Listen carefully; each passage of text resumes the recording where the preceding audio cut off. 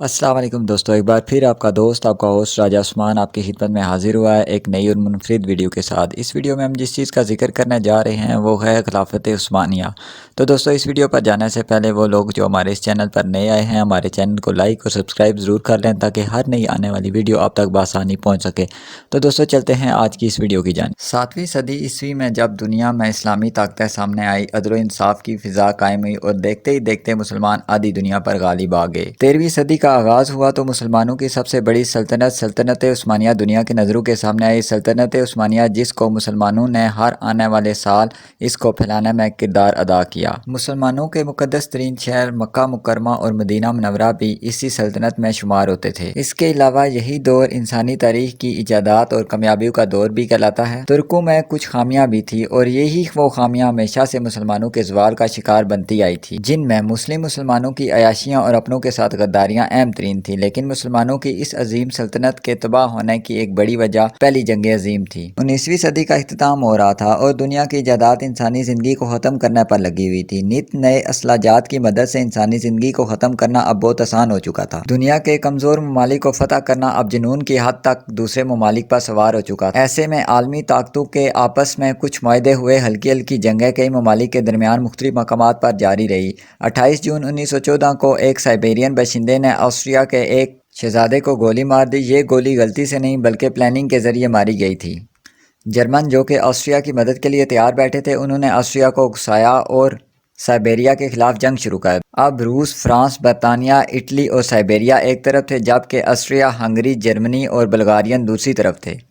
ये वो इत्तेहादी ममालिक थे जो कि जंग के दौरान सबसे ज़्यादा मुतासिर हुए और भी दूसरे ममालिक इस जंग में कूद पड़े और इस जंग ने 20वीं सदी तक होने वाली जंगों के रिकॉर्ड तोड़ दिए। 1 करोड़ 30 लाख अफराद इस जंग की वजह से सिर्फ 10 सालों में मारे गए। सिर्फ एक दिन के दौरान 30 लाख से ज़ायद फौजी मारे गए। ये पहली जंग अजीम थी जिसमें जंग ज़मीन और समुंदर पर लड़ी गई, बल्कि ये हवा में भी लड़ी गई थी। इस जंग के पहले हिस्से में उस्मानी, जर्मन और इत्तेहादी ताकतवर रहे, लेकिन 3 सालों के बाद ये ममालिक माशी लिहाज से कमज़ोर होते गए। अयाशियों की वजह से यह सल्तनत कमज़ोर होने लगी। 1948 को जर्मनी की दरख्वास्त पर जंग बंदी हो गई थी। खिलाफत उस्मानिया अपने कई इलाकों से हाथ धो चुकी थी।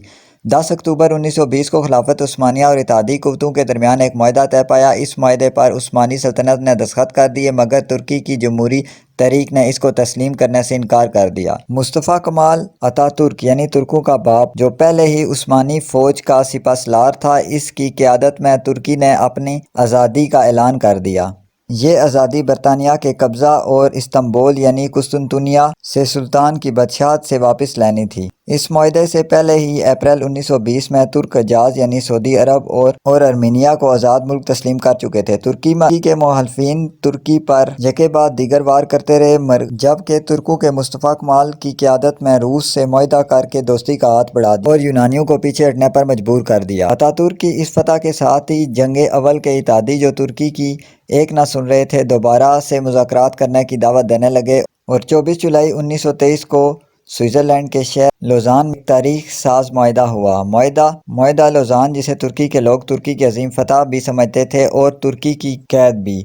इस मुआहदे के साथ ही मुआहदा सौराए को तुर्की के हक में ख़त्म कर दिया गया, मगर अगले 100 सालों के लिए तुर्की को बांध दिया गया। मुआहदा सौराए, जिसमें तुर्की अपने मकबूजा ममालिक को आज़ाद करार दे रहा था, ख़त्म कर दिया गया। यानी जो शर्त मुआहदा लोज़ान में रखी गई थी, इनके पूरा होने के बाद तुर्की अपने मकबूजा इलाके वापस हासिल कर सकता है। तुर्की के इस वक्त के आखिरी सुल्तान का नाम सुल्तान मोहम्मद वहीदुद्दीन था। सुल्तान और सुल्तान के हामियों की तरफ से इस मुआहदे को तस्लीम नहीं किया गया और कहा गया कि ये तुर्की पर जबरन मुसल्लत किया गया है। जो मुआहदा कमालियों और जंग अजीम के इत्तेहादियों के दरमियान किया गया, इसके नतीजे में सुल्तान की सारी अमलाक कैद कर दी गई, जो बरआज़मों पर फैली मुसलमानों की खिलाफत यानी खिलाफत उस्मानिया का खात्मा कर दिया गया, जिसके खात्मे के बाद 40 नए ममालिक वजूद में आए। ये खिलाफत उस्मानिया जिसकी मैं बात कर रहा हूँ इतनी ताकतवर थी कि इस वक्त की इस खिलाफत के मातहत चलने वाले ममालिक की बात की जाए तो इनमें مقبول ترین ممالک یہ تھے: ارمینیا، عراق، شام، اردن، فلسطین، بلغاریہ، رومانیہ، عمان، سعودی عربیہ اور مصر